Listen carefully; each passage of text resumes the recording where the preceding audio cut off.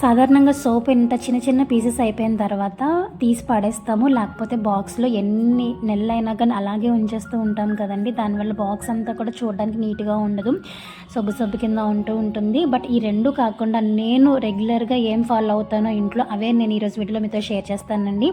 తెలియని వాళ్ళ కోసం ఈ టిప్స్ అయితే యూజ్ అవుతాయి. నేనైతే ఇవే ట్రై చేస్తూ ఉంటాను. సో ఫస్ట్ వచ్చేసి మనం సోప్ చిన్నదైపోయిన తర్వాత కొత్త సోప్ తీస్తూ ఉంటాం కదా.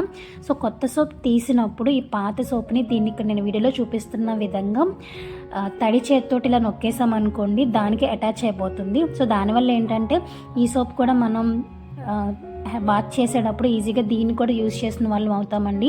విడిగా అయితే మనం చేత్తో పట్టుకోవడానికి అవ్వదు, కానీ కొత్త సోప్తో పాటు ఇలా అటాచ్ చేసేసామంటే కనుక చక్కగా దీన్ని కూడా కంప్లీట్గా యూజ్ చేసుకోవచ్చు.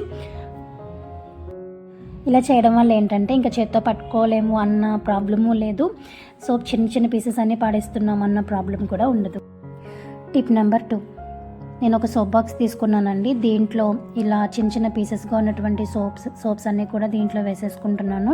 ఇలా వేసుకున్న తర్వాత కిచెన్లో షింక్ దగ్గర కానివ్వండి, లేకపోతే వాష్రూమ్లో వాష్ బేసిన్ దగ్గర కానివ్వండి, ఈ బాక్స్ ఇలా పెట్టేసుకొని మనం ఎప్పుడైనా హ్యాండ్ వాష్ చేసుకోవాల్సినప్పుడల్లా ఈ పీసెస్ అనేవి యూజ్ చేసుకోవచ్చండి. నార్మల్గా హ్యాండ్ వాష్ చేసుకోవడానికి అయితే ఈ సోప్స్ మనకి యూజ్ అవుతాయి కదా.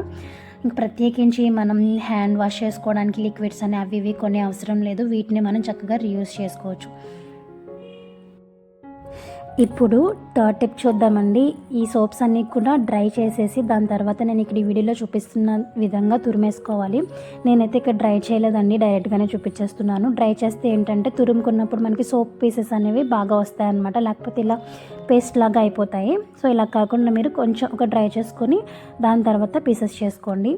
ఇలా పీసెస్ చేసుకున్న వాటిని ఏదైనా చిన్న చిన్న ప్లాస్టిక్ బాక్సెస్ ఉంటాయి కదా, ఐస్ క్రీమ్స్కి వాటికి వచ్చిన బాక్సెస్ ఉంటాయి కదండి, వాటిలో వేసేసుకున్న తర్వాత ఎప్పుడైనా మనం చిన్నగా జర్నీ చేసినప్పుడు, ట్రైన్లో వెళ్ళేటప్పుడు అలాంటప్పుడు ఈ బాక్స్ని తీసుకెళ్ళినా, లేదంటే పిల్లలకి స్కూల్కి వెళ్తూ ఉంటారు కదా, వాళ్ళకి హ్యాండ్ వాష్ చేసుకోవడానికి ఉంటుంది. బట్ ఇన్ కేస్ లేని సమయంలో ఈ సోప్ని చిన్న చిన్న పీసెసే కాబట్టి తీసి హ్యాండ్ వాష్ చేసుకోవడానికి ఈజీగా ఉంటుందండి. ఇలా చేయడం వల్ల ఏంటంటే మనం సోప్ పీసెస్ని రీయూజ్ చేసిన వాళ్ళం అవుతాము, అలాగే పిల్లలకి హ్యాండ్ వాష్ చేసుకోవడం అనేది ఒక అలవాటుగా నేర్పించిన వాళ్ళం కూడా అవుతాం.